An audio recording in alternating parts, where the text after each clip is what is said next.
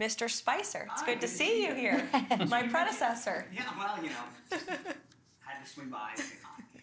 Thank you for doing this. I think it's marvelous what you guys have done to bring in new voices, and it shows, it reflects the President's commitment to transparency and to bring this in. So I've got two quick ones for you.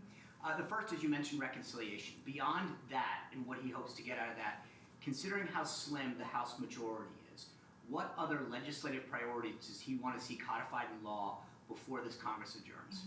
It's a really good question, Sean. I think reconciliation is the first and foremost question on the President's mind right now. It's a huge deal. We have to get it done. He's working closely with Congress. In fact, he's meeting with Speaker Johnson, I think, in a few minutes today in the Oval Office to discuss this very bill and measure.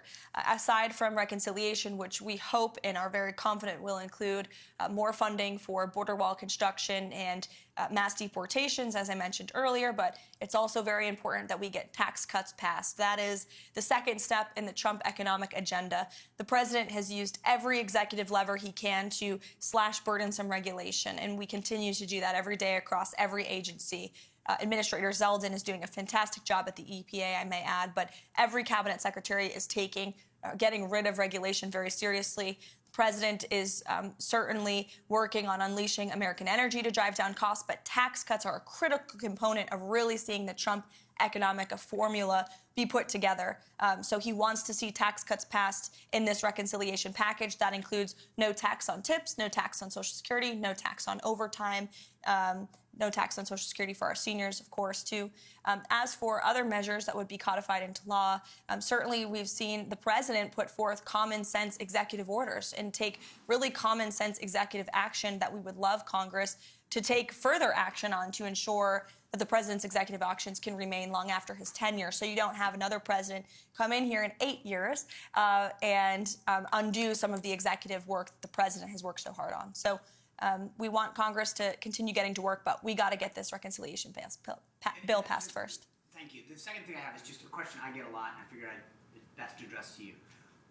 You've done a phenomenal job opening up the briefing room, bringing in new voices. The President's commitment during the campaign to do long-form podcasts was, I think, extremely helpful to this new media environment that we live in. But a lot of conservatives will ask me, why does he sit down with people like Terry Moran of ABC or Jeffrey Goldberg of The Atlantic? What is the rationale behind that, rewarding people who have very vehemently expressed disdain for him personally? Because the President is unafraid, and he is inspired by competition, and he likes to talk to people face to face. And I think that's one of his best attributes and qualities.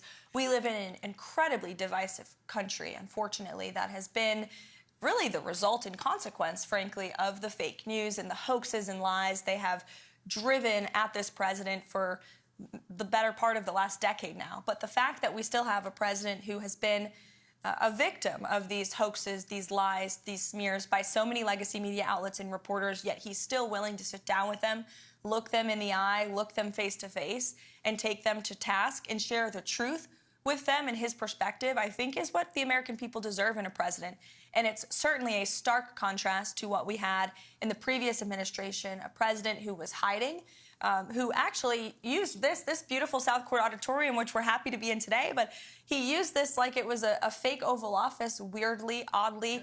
He was missing in action. He called lids at 2 o'clock in the afternoon. For those who don't know, a lid is when we tell the press to go home for the night.